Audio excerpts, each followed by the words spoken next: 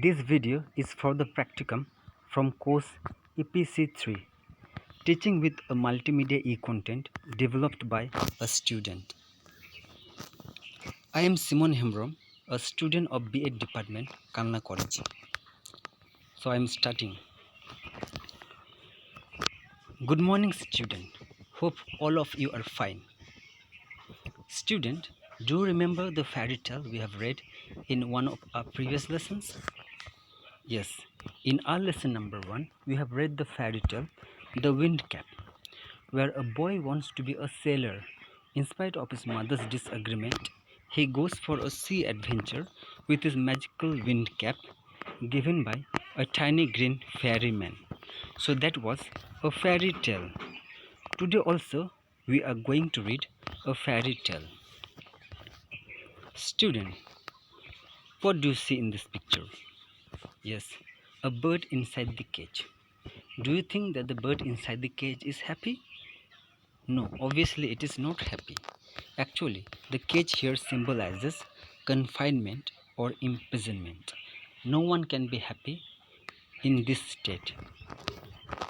So look at this picture. Here we can see a bird is escaping from cage. Actually, the bird is escaping from the imprisonment. Here it symbolizes freedom or liberty. The main theme of today's story we are going to read is freedom. So, today's lesson is Princess September, written by W.S. Mom. Before we get into the text, let's know a little about the author of the story. The author is William Somerset Maugham. He was born in 1874. He was a 19th century British playwright, novelist, and a short story writer. He is most famous for his novel of human bondage, and his other important literary works are Razor's Edge, Cakes and Ale, Moon and Sixpence, Lady of Lambeth, etc. So now and the story we are going to read is not the original one, but the modified version of his story, Princess September and the Nightingale. Now let's begin. Student, listen carefully. Princess September, the daughter of the king of Siam, was very unhappy. So in the very first line of the story, we can see that the protagonist of the story, September, was very unhappy. Here the word unhappy means sad, and the opposite word of sad is cheerful. She was weeping alone in her room when she saw a little bird hop in. She was crying in her room and saw a little bird entering her room. Here the word weep means to cry, and the opposite word of weep is to laugh. And the word hop, here the hop means jump and skip. The word hop here indicates the movement of the bird, how it enters the room. It enters the room by jumping and skipping. Then the little bird began to sing. Now the bird started singing. Student, look at this sentence carefully. Then the little bird began to sing. Do you identify the tense of the sentence? Yes, the little bird began to sing. Here the tense is simple past tense or past indefinite tense. Past tense is categorized into 4 categories: simple past, past continuous, past perfect, and past perfect continuous. Now let's see the syntax of the past simple past tense. Here we use subject, then main verb to, then object. Now what is main verb to?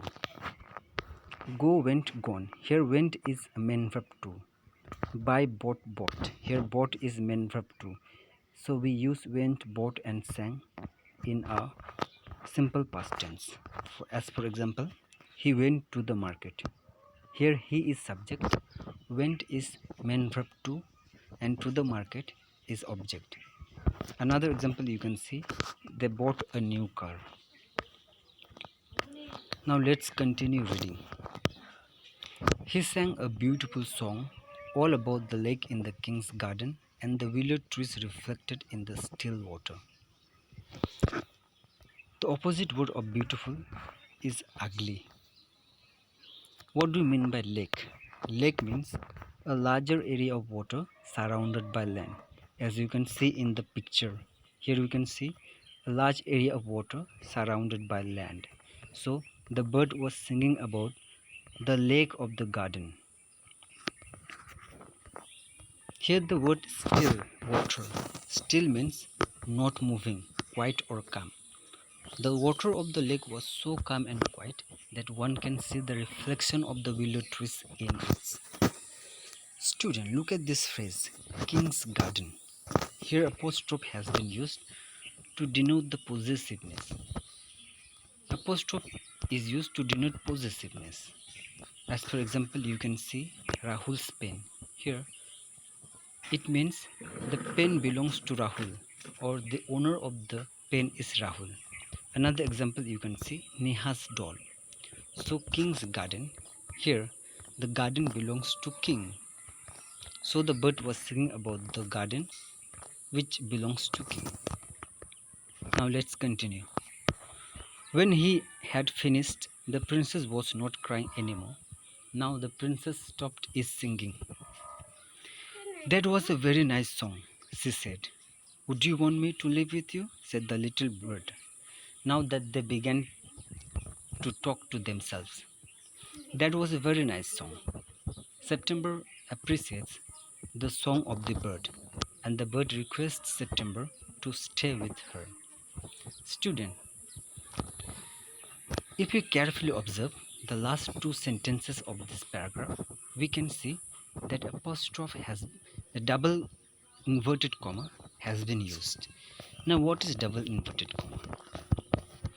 Double inverted comma is one of the punctuation marks we use in our daily writing like comma, colon, semicolon, etc.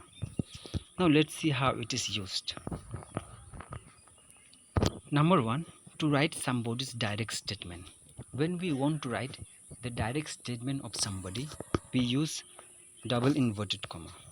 As for example, Santu said to me, go and buy some pens. Here, go and buy some pens is the direct statement of Santu. So we have put within the inverted comma. Number two, to quote statement of a great person. If we want to write the statements of some great persons, we put within inverted comma. For example, Alexander Pope says, a little learning is a dangerous thing.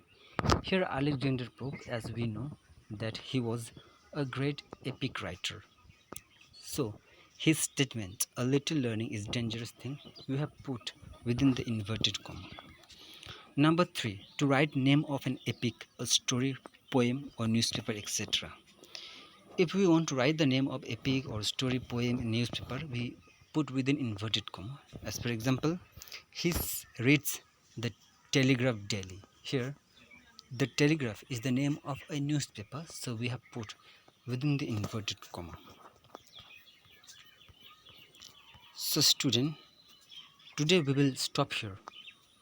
Tomorrow we will discuss after it. Before we end the lesson, student, look at these sentences and write down on your notebook. Who was the father of September? Make a sentence with the word unhappy. Give a synonym of the word weep. Write a paragraph using past tense. So, your task is to write all these answers in your notebook and show me tomorrow. So, student, I hope you have understood. Okay, bye.